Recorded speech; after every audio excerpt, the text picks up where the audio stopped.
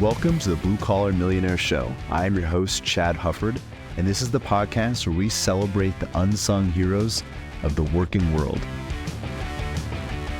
Each week, we dive into the incredible stories of honest, hardworking folks who have found financial success through grit, determination, and good old-fashioned elbow grease. So if you're ready to be inspired and learn how to turn your hard work into your own success story, you're in the right place. This is the Blue Collar Millionaire Show. All right, Logan. Well, we're going to wrap up the book here with our final chapter of Forging Financial Freedom. And we're talking about agency. So that is the final chapter, reclaiming agency. And when I talk about agency, we're not talking about government agencies, but it's about reclaiming the influence you have over your own life. And one of the things that drives me nuts about my own industry, our industry, is that so much of what we focus on is everything we can't control. Let's give you some examples. So, if you turn on any investment show, they're not going to talk about your behavior. They're going to talk about, well, what were the job market polls, or what's going on in the Middle East? Who attacked whom while you were sleeping last night? And what are inflation rates? What were the earnings rates from XYZ company that just got released? Who said what in the White House? And one of the things that we always try to remind people is, what the choices you make in your house are always more important than what happens in the White House. And it's not that none of those things matter. I mean, inflation rates, they matter. Tax rates matter. All those things matter, but you can't control them. And the tendency that I've seen almost 20 years now, 18 years actually, I think this week in this industry, is that if we are so focused on what we can't control, not only do we miss the things that we can do, the things that we can influence, the things we can control, but we end up being in a state of learned helplessness, where now it's almost like we're sitting on the sidelines of our own life, waiting for somebody to come rescue us, because we don't believe, even though we wouldn't probably verbalize this, but we don't believe that we have what it takes to make a difference in our future, to actually claim and build the future that we want. Yeah. And I mean, and it's not an exaggeration. I think there's a giant chunk of the population, and we see it in social media. We might see it, talking to a friend at the gym. I've heard it plenty of times, talking to somebody that maybe reaches out for help and they're sharing their story. Somebody says something like, well, ever since so-and-so has been president, I just, haven't been able to save so much money, or, well, I was doing really well, but then, and those things, not only can you not control them, I also would venture to say they probably affect your financial plan about like 1% of what you think they do. I mean, it's who has been president does not make such a big change that I can't save for retirement anymore. Right. Maybe inflation rates change, maybe interest rates change. I can still do 99% of the things, no matter, and it's just, but yeah, there's a scapegoat. And so at first it's attractive, right? Because now I've got a scapegoat. I don't have to take the blame. And then it's almost like somebody in addiction. It's like, now I'm trapped in it.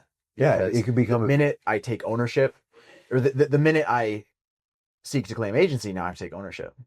Now I have to go, oh, okay, I got to start doing things differently. Yeah. And the flip side of that too is when you abdicate ownership and responsibility, you also create a situation where you're powerless to do anything about your circumstances. Yeah. So yes, it does feel good to be able to find escape, to blame somebody for your circumstances. And sometimes some of those circumstances might not have been your fault. Right. Like there are people that have really, really bad things happen to them, but it is still their responsibility to step out of those to get up, dust themselves off, but like we talked about last episode, to do what you can, even if you're severely limited because of circumstances that you didn't choose, and maybe you had nothing to do with it. Now, we run into plenty of people that are laying in a bed of consequences that they made for themselves, but there's also the other side of that. Regardless of how you got to where you are, your choices, your behavior, your decisions, the actions that you make those are going to be the number one determinant of the success or failure of your life. You have to be willing to make those decisions. We can't just blame circumstances. And there's so much power in taking ownership, Yeah. whether it's your fault or not, because now I can happen to my circumstances. I'm no longer on the sidelines of my life. I can step into the arena, might be sweaty and muddy and bloody, but I can actually start getting some things done. Yeah. I'm going to share this example, and it's kind of a goofy one. It's a small stakes example, but this is a real life example of, for me, what it's looked like to have some agency. So for any homeowner out there, I used to have septic issues where we'd have our septic would back up from time to time. And that's a really, really scary and frustrating and overwhelming place to be, right? Nobody wants that stuff backing up. But it would happen all the time it was not a well-designed septic system with the pipes. And we still get clogs, but I figured something out. And what that thing was literally just taking a very simple, like the simplest of tools, a 10-foot metal pole, and the clog always happens in the same spot, and I can stick it down in there and unclog the line. And literally the thing that would give me this anxiety all through my stomach and my chest, I would get scared. Because we'd have all these issues had happened multiple times, probably a dozen times. Each time having to call a plumbing company to come out and do an emergency thing. And now when it happens, take it out, stick the pole down in there, clear it out. No big deal, no problem. So something that I felt like I had no control over, can't control the clog, and now I can't do anything about it. I have to call somebody else and hope that they're available and hope that they come and take care of the problem. And now, at least in this one simple area, I can take care of the problem. It doesn't give me anxiety. I don't feel fear. I don't feel overwhelmed. And again, it's a real example. It's a low stakes one, but that type of thing is all over our lives if we're looking for it. Things that we can do. Notice I didn't say, that everything in our house works perfectly. Our septic tank and the pipes and everything just works perfectly. There's still work that may need to be done, but there's tools that can be had. There's ways to use those tools. Maybe it's asking somebody for help, whatever, but there's things that I can do to address the issues in my life. I don't have to sit back and be a spectator and just live in fear. Yeah, and I think what you said, you hope that this happens or that happens. You hope that the septic pump guy is available and can get there. And yeah, you end up living in fear of circumstances you can't control. And I mean, we see that so often investing. Like, we hope we pick the right fund, and we hope that our guy or gal gets elected. We hope that this happens, that happens. But again, every time, I mean, hope is great for Hallmark cards, but it's not great for building habits. And the problem is we start distancing ourselves from the responsibility of acting. And that's where a lot of investors, and again, this goes way beyond investing, but where a lot of people get stuck is they end up creating a prison for themselves of victimization, where they say, I am stuck here and I can't do anything until somebody lets me out. They're the ones that has the key. And if we can raise the stakes on that example. Yeah. So last time we talked a little about football, not only alienating football fans, but remember a guy named Ray Lewis? I do. So I was not a big Ray Lewis fan. I've never been a Ravens fan. And he always seemed to play really well against Peyton Manning. Loved watching Peyton in college and in the pros. But after he retired, I learned something about him. I didn't realize how bad his circumstances were growing up. I don't know if you know his background, but his mom was divorced, I think multiple times. There was a lot of men in their house that weren't his dad. And his mom was in a lot of abusive relationships and very physically abusive. And sometimes he was abused as well. And he was a little guy, and there's these men, I think he was like 10 years old or something like that. And he felt completely helpless. There was nothing he told us, there's nothing I can do to protect my mom. And one day he had enough. Whatever guy was with his mom at that point had kicked him out of the house. He had to live in the garage. So he started asking his mom for a deck of cards. And she's like, Junior, we don't gamble in this house. She didn't understand what he was going to do with these cards. Well, he eventually gets this deck of cards. and he flips it over. I think the first one's like a 6, does 6 push-ups. Flips it over again, it's a 9, does 9 push-ups. Flips it over again, it's 2, he does 2 push-ups. Gets done with that, and then he does it again with sit-ups. And that's what started. We talked last time about habits and consistency. That's what started with a young man asking a question, what can I do? Yeah. He got sick and tired of telling himself he couldn't do anything. And like that discipline, that tenacity that he started in that garage, flipping over cards and doing what most of us would say pretty much like that's insignificant. Yeah. That work was insignificant. And it also didn't happen overnight. Right. He wasn't instantly able to protect his mom, but that intention built one of the most physically intimidating NFL players to ever play the game, one of the greatest defensive players in the world. And it started with push-ups in his garage because he wanted to be able to protect his mom. Wow.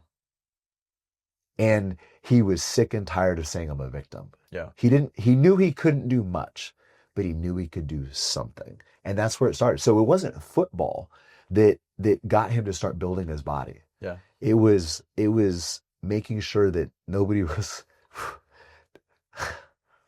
going to put hands on his mom again. Yeah. So there's, I've shared in the past, obviously recovery is in my blood, and I mean, nothing gets me more motivated than talking about recovery. And there's something that I can nerd out on this, but there's a study that we do a lot of work on in recovery that talks about various elements of not only addict behavior, but just unhealthy thinking and behavior. And out of all these unhealthy ways of being, unhealthy ways of thinking, it lists out 36 different ones. There's one that this study, at least the study claims, this one way of unhealthy thinking, if you live in this state, you are statistically extremely unlikely to ever heal, and it's victim stance. And I point back to that all the time when I'm talking with my guys in recovery, because there's all different ways of being that are not good for me.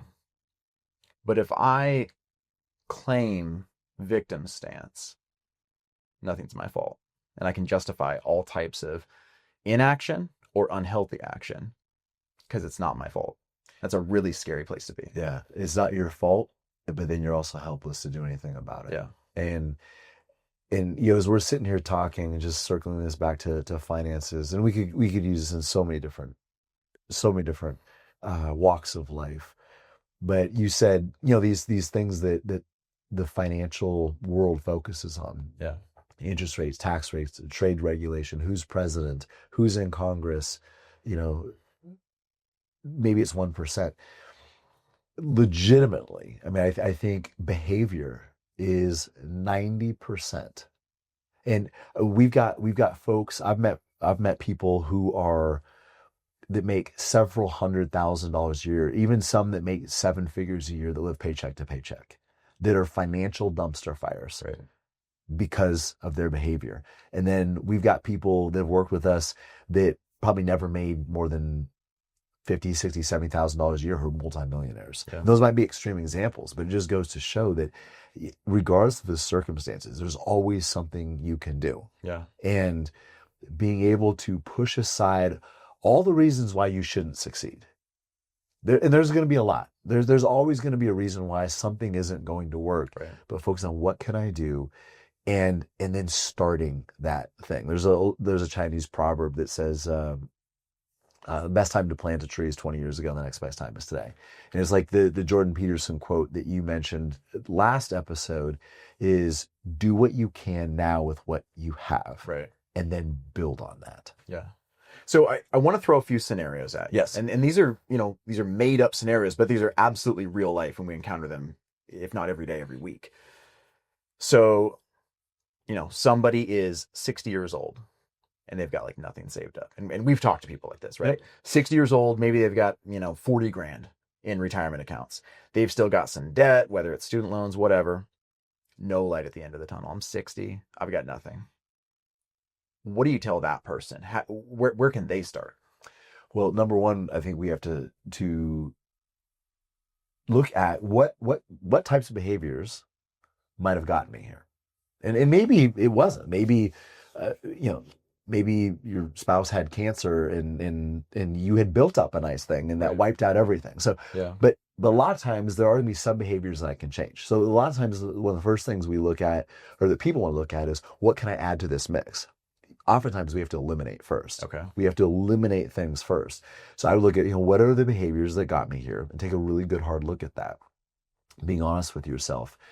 And what is the smallest step I can take towards making a difference in that thing, in that one area? So for some people, it might be overspending. And what is the smallest step I can take? Is it getting a budget? Is it deleting your credit card off Amazon? Right. So it's just one step harder to make a purchase. Yeah. So it's kind of like we talked about last time with the idea of consistency. It isn't trying to figure out everything at once. It's just one step at a time. What is the smallest step I can take towards a more successful relationship with money, with the future? And I think along those same lines, Logan, is also looking at building momentum of small wins. We talked about your push-ups, and you weren't trying to knock out 100 push-ups in a row. You were just doing 15 a day. I don't know if those are consecutive or not. It doesn't matter. But you use small steps, you build momentum. So it is this is more than one thing, I guess, but it's, what got me here? What are the things I can eliminate? But as far as what do I do now, it's what is a small step I can take in the right direction, and how can I build momentum with those small steps? Okay. So not minimizing the fact that is a scary place to be, right? 60 with virtually nothing saved up and still debt, but there's also you're not looking for just a magic bullet, although they might be. Well, and I guess, so real quick on that too, is you have to be patient with yourself too. Like if you're just getting started on this journey of controlling your finances, they don't control you, and intentionally looking to build financial independence, and you're 60, you're not going to be financially independent by 62. You're not going to be comfortably retired in the next couple of years. But it doesn't mean it can't ever happen. Yeah. Maybe it's 75, maybe it's 80. But so many people live their 60s, 70s, 80s, if they live long enough, 90s, still dependent on Social Security as their primary source of income. They still live paycheck to paycheck. They're still buried in debt. So yeah, it's a little late to the game if you're trying to get out of debt at 60, but it beats the heck out of trying to get out of debt when you're 70. Well, and it's also not financial free, because we use the term financial freedom a lot. Your book obviously uses it. There's nothing wrong with that. But it's not like a toggle switch of you either are financially free or you're not. You can better yourself and be in a better spot 5 years later than where you were at 60. You still probably aren't financially free, but you can be in a better position 5 years later, 5 days later, depending on what your habits that you're working on, rather than just that defeatist attitude of, and we've talked about this in previous episodes, I can't be exactly where I want to be, so what's the point? Yeah. So you can still better yourself. What about kind of on the other end of the spectrum? So you got a young person, 20 years old, 25 years old, just starting in their career field. But I was never taught anything. I didn't have a father figure. I didn't have anyone teaching me skills. I didn't have anyone teaching me money. I didn't, wasn't taught in high school how finance works or anything like that. I've got nothing to go off of other than, TikTok reels and Instagram. How am I supposed to learn how to do this? So, we talk about the 60-year-old and what do they do? And one of the first things is looking at what are some of the bad behaviors that I need to break? What are some of the bad habits that got me here? So for a lot of those people, just circling back to that first question, a lot of those people, it's going to be reducing spending. It's going to be reducing debt. Is that before they start building their wealth, they kind of have to put the fires out in their life. Right. Well, the nice thing about somebody who's 20 years old, even if they don't have a lot of positive, they also probably don't have a lot of super bad financial habits yet. And maybe they do, but they're only a couple of years old. Right. They're not 40-year-old habits. And a habit that's 20 months old is a lot easier to break than habits of 20 years old. So they actually have maybe not a clean slate, but a cleaner slate. I would recommend probably getting into a community like Financial Peace, where it's A to Z finances, from getting out of debt to building wealth and everything in between. But getting around, you mentioned somebody who you said didn't have a father, but they might not, but they weren't raised with these principles. Right. But getting around people who are going to hold them accountable, getting them around people who are making good financial decisions. That's a huge part. When you're, it doesn't, I don't, the age doesn't matter. You're 23, Yeah. 18, 17, what, but when you're early in this stage, preventing those bad habits from ever starting or cutting them off early Yeah. is so important. And I think having a community of people who care about your future enough to maybe even have a hard conversation with you is super important. Yeah. So not trying to be the lone wolf. Okay, then we're gonna kind of just split it down the middle. So you got somebody who's, we'll call them middle aged, got a few $100,000 saved for retirement.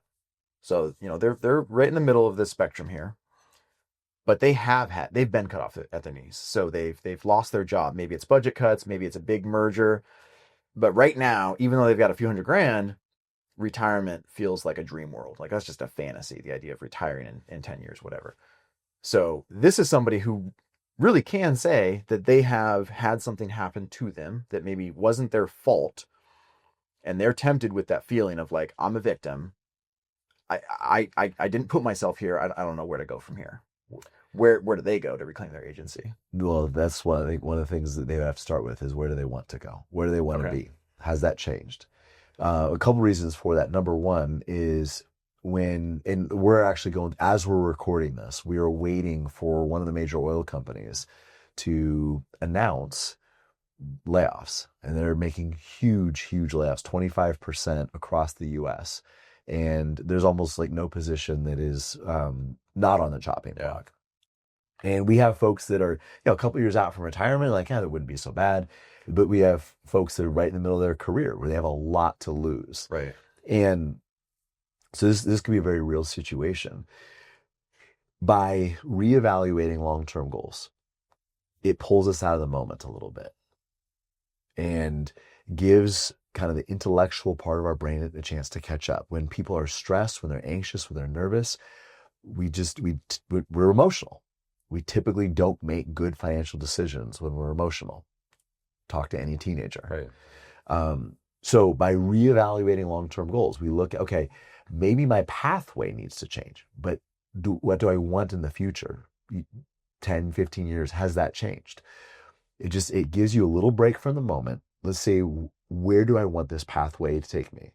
Because I might need to take a different pathway. Yeah. The goal might not have changed, and maybe it has, but you said retirement seems unapproachable or impossible now because XYZ has happened to me or might be happening to me.